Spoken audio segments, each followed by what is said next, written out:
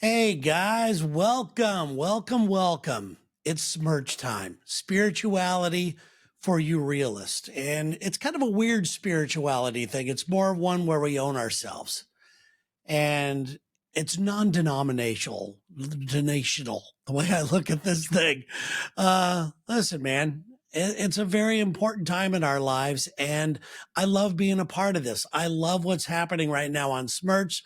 So thank you for being here live on YouTube and live on Twitch. I really appreciate it. I wanted to talk to you today real quick about something that just happened to me. I did an interview, and we do a lot of interviews because of the Lex and Terry show, and we go on other people's podcasts and all that kind of stuff. And I was on this woman's podcast, and she started to ask me about my upbringing. You know, my parents, my brothers, sisters, what my great dreams were, all those regular questions. And through that, for some reason, she decided, she made the realization that she says, "Oh, you're one of those self-made men, aren't you?" And I kind of stood there and looked at her, and I didn't know whether I should be angry or not or flattered, because to me, there's two types of people when somebody calls themselves a self-made person. Um, People, first of all, that are flattered by that, people that own that, people that really take great pride, as you should, in really creating something out of nothing in your life. But the truth is, there's no such thing as a self-made person. There isn't. I mean, sure, it may appear to people or to her that I kind of rose out of the ashes like a phoenix, but no, not at all, not even close. That's the furthest thing from the truth. I had some help, and I accepted some help, and I noticed help when people were helping me, but they didn't want to be too overt about it. My mother and dad, they helped me without knowing. I mean, my mother and dad were Marines. What do you think I grew up like? I think that's why I have somewhat of a thick skin to this day. I think that's why I make my bed every morning. I think that's why a lot of different things. Without them, I wouldn't have this type of ethic. I wouldn't have this type of stuff. I never would have done anything like that. And other family members there's been many family members who've inspired me, given me a kind word.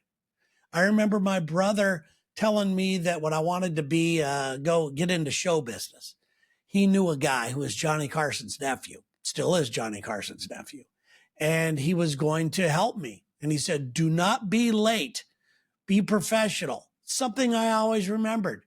To this day, I will drive the day before somewhere just so I make sure where it is. If it's an important meeting, I will make sure I'll get there an hour early if I have to. And I will sit in the car and I'll visualize and relax and try to be in that moment. But that came from somebody giving me some advice that I willingly accepted. Most brothers will go, "Shut up. You don't know what you're talking about." You know, I also get dissuaded by certain family members, like, "Oh, I don't want to be like that guy." But either way, that is somebody helping you along your journey. I had a teacher, Mrs. Tobin was her name. I was extremely shy, and she decided that I had a gift.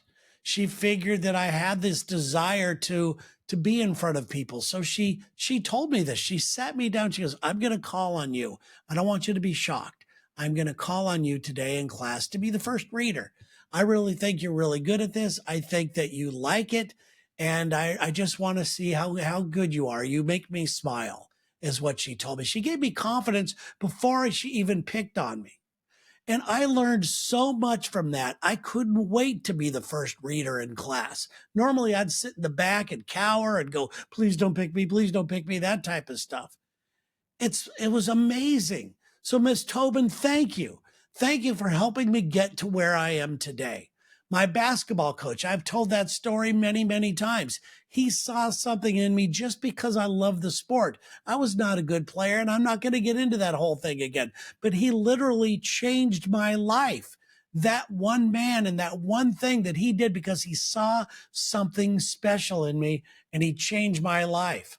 I've had ex-girlfriends who are super supportive, who were just cheering me on my journey, who saw something in me and really encouraged me to keep going for it. My wife, she challenged me all the time. She's one of these people as well who encourages me in her own special way to do things. My friend Mike, I would be nowhere without my friend Mike. I had no money growing up as a kid, and he knows we've been friends since sixth grade. We both ended up living in Santa Barbara together. I would like sleep on his floor. I had no money. He would take me out to eat. He was so kind. He paid for food. He didn't have a lot of money, but he had a job. I barely had anything like that. He fed me. My friend Mike fucking kept me alive. My friend Rick taught me a lot about radio. He got his first radio job while he was learning. I would go with him almost every night to work and learn myself. I have coworkers along the way, not just now, who hold you to task, who really want you to be the best you can be. Now, I'm speaking more of my K-Tide crew here because back in K-Tide days, we were so supportive of one another. There was no jealousy. There was no competition. We were cheering each other on. And I love all of those people to this day. Thank you so much. And you know who you are. Thank you so much for being such a supportive, positive part of my life and getting me to where I am today. You know, business changes, all kinds of things change, but really, to have somebody believe in you besides yourself, to have somebody see something in you that you see, holy moly, that is such an empowering feeling. You know, nobody does this alone. You never do it alone. Maybe that's why I like doing this right now. Maybe that's why I like doing all these other things. Maybe that's why I have a big desire, a big, strong desire, and I'm going to say it publicly right now, to do some speaking engagements. But I'm going to do them differently. I'm not going to sit there and buy into their algorithms and you do it this way and that way, which probably will make it so I'm not going to get hired. But there's going to be somebody out there that sees who I am and what my message is, and they are going to open that door just slightly. They're going to do that. It happens to all of us, but we don't notice how many people see things in us. We just take that, oh, that was a compliment or this or that. Oh, they want something. No, some people don't just want anything at all. They just want you to succeed. They see something special in you. And that is one of my gifts. I see special things in people all the time. Okay. All the time. Every single person out there has a gift. Okay. You need to remember that, especially in today's world. Well, they all want us to be the same. They all want us to like the same post, that put us in a group and just kind of manage us from there. I don't like it. I don't want to be placed in anybody's pool. That's where all the brainwashing begins. It's important right now to be weird. It's important to be you. It's important to be an individual. Right now is the time to do it. The right people will see you. They will see you. You need people. You don't need likes. Okay. The guy who is delivering the water at your factory today, you know, the guy that's carrying the big jugs in, he's got a special gift. Talk to him. Get to know him a little bit. He has other skills that might even be just unbelievable. And maybe you have the opportunity to open up a door for a hardworking dude. Small conversations can really show you who people truly are.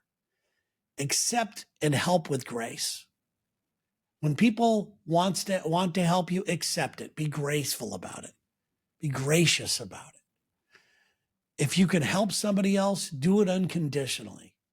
Just see it, give them advice. If they choose to take it, great. If they don't, just let them know you're there. Just let them know you've been through it. Let them know you have a certain perspective that might help them along their journey, along their path.